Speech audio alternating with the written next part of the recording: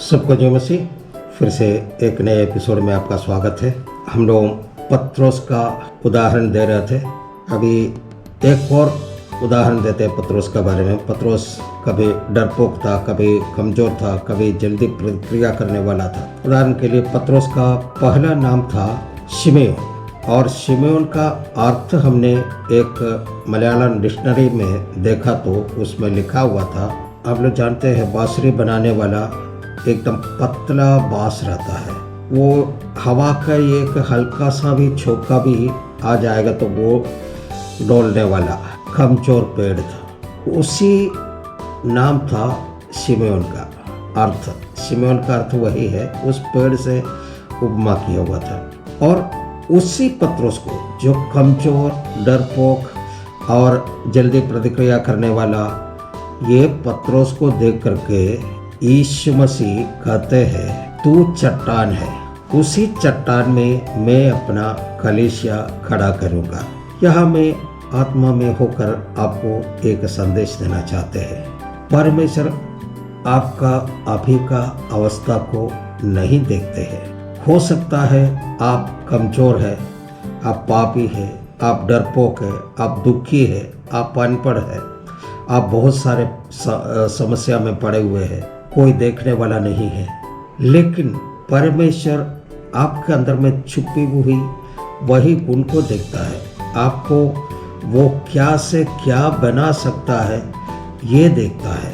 आप इसलिए मायूस होने का कोई ज़रूरत नहीं, आपको सहमे रहने का कोई ज़रूरत नहीं।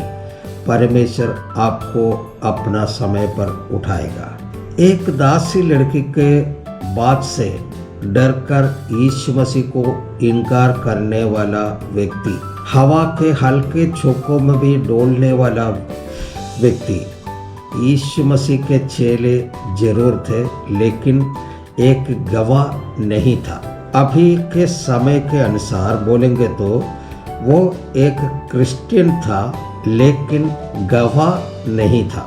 उस व्यक्ति के अंदर में डुनामिस पावर जब आया तो कैसे बदल गया है और उनके द्वारा कैसा कैसा आश्चर्यकर्म हुआ है, ये हम प्रेरितों के काम का 3 अध्याय 1 से पढ़ने के समय देख सकते हैं। प्रेरितों के काम 2 आयत के बाद क्या हुआ, इसको हम 3 स्तर पर देखेंगे। पहला स्तर प्रेरितों का किताब का 3 अध्याय 1 से लेकर के 10 तक पढ़ते हैं। पत्रुस और यूहन्ना तीसरे पहर प्रार्थना के समय मंदिर में जा रहे थे और लोग एक जन्म के लंगड़े को ला रहे थे, जिसको वे प्रतिदिन मंदिर के उस द्वार पर जो सुंदर कहलाता है बैठा देते थे कि वह मंदिर में जाने वालों से भीख मांगे। जब उसने पतरस और यूहन्ना को मंदिर में जाते देखा तो उनसे भीख मांगी।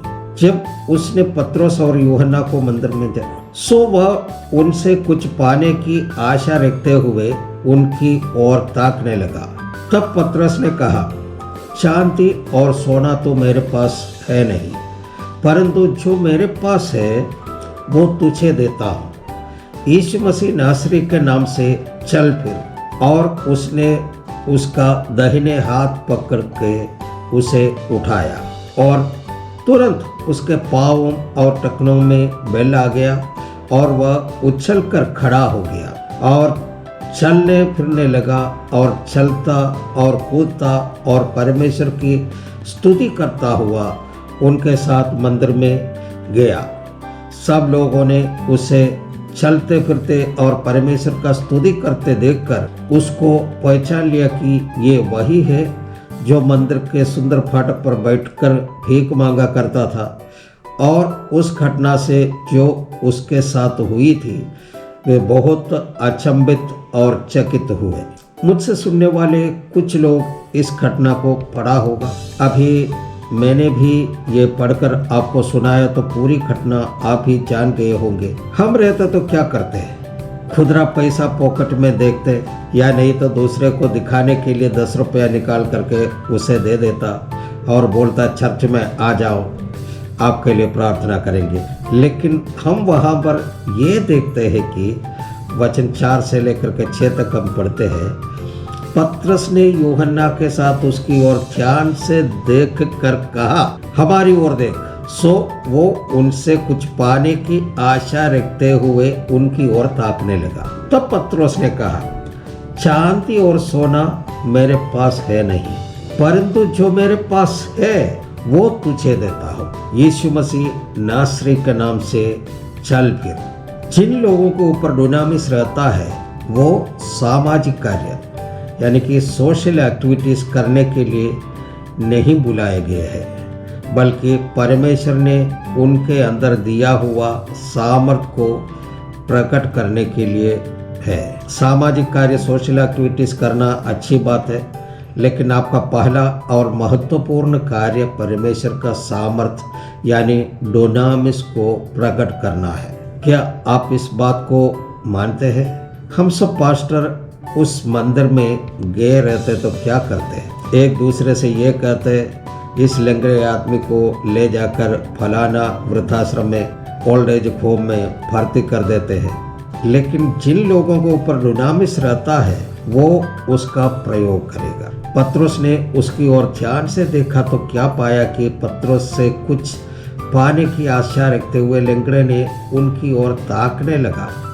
तो पतरस क्या बोला, चांदी और सोना मेरे पास नहीं है तुमको देने के लिए, जो मेरे पास है वो तुमको देता। आप क्या सोचते हैं, पतरस के पास पैसा नहीं था?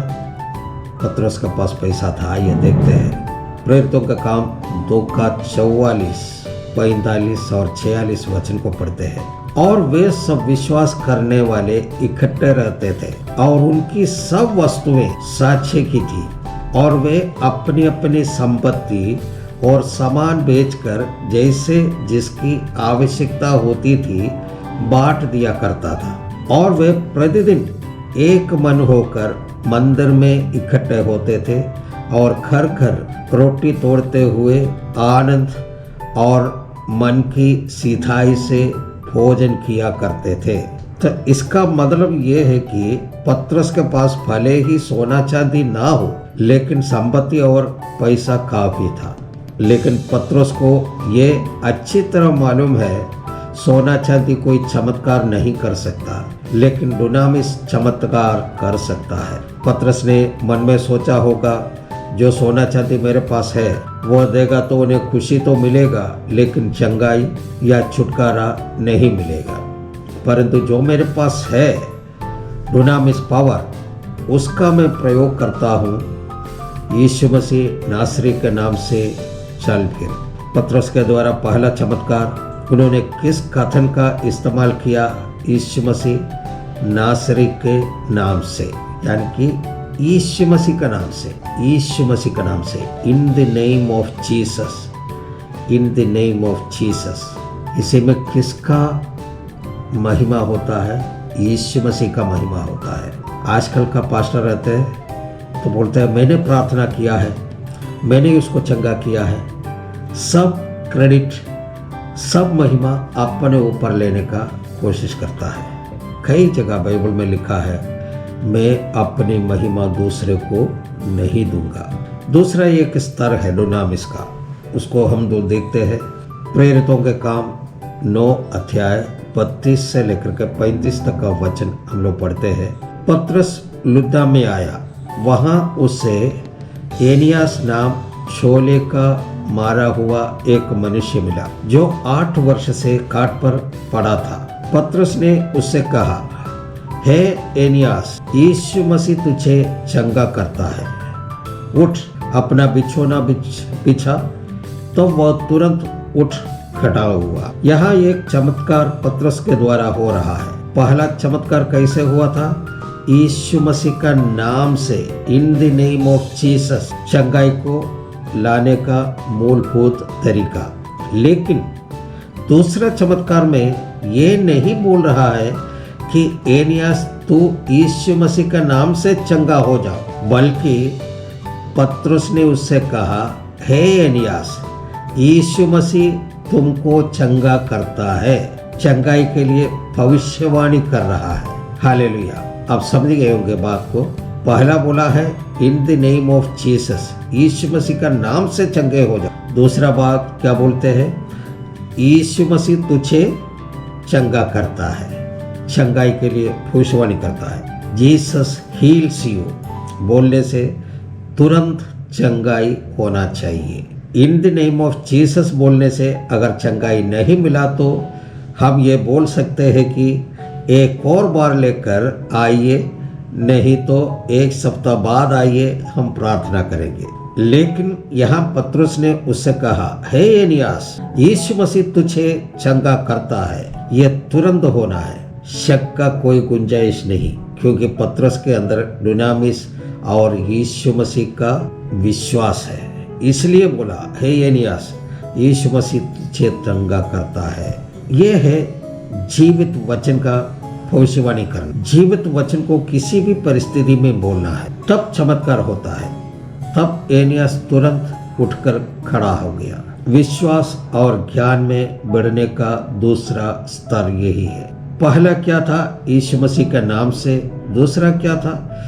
भविष्यवाणी के द्वारा, हे एनियास, यीशु मसीह तुझे चंगा करता है। विश्वास और ज्ञान में बढ़ने का एक और स्तर है, वो तीसरा स्तर आपको बताते हैं। प्रेरितों का काम 9 का 36 से लेकर के 41 वचन तक हम पढ़ते हैं। याफा में तबीथा अर्थात दोरकास नाम एक विश्वासिनी रहती थी। वो बहुत तेरे भले भले काम और दान किया करती थी।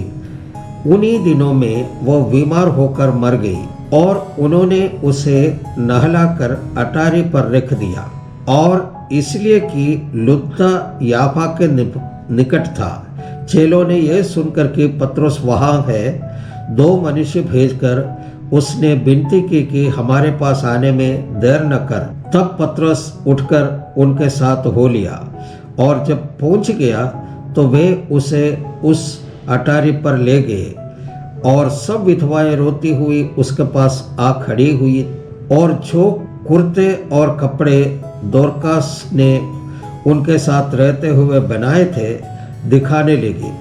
तब पतरस ने सबको बाहर कर दिया और घुटने टेक कर प्रार्थना की, और लोथ की ओर देखकर कहा, हे तबीथा, उठ। तब उसने अपनी आंख खोल दी और पतरस को देखकर उठ बैठी। हालेलुया। पतरस याफा में आया। वहाँ तबीथा अर्थात दोरकास नाम एक विश्वासिनी रहती थी। वो मर गई। पतरस उसे जीवित करता है। तब पतरस ने सबको बाहर कर दिया और घुटने टेकर प्रार्थना की, और लोथ की ओर देख करके कहा, हे तबीथा, उठ।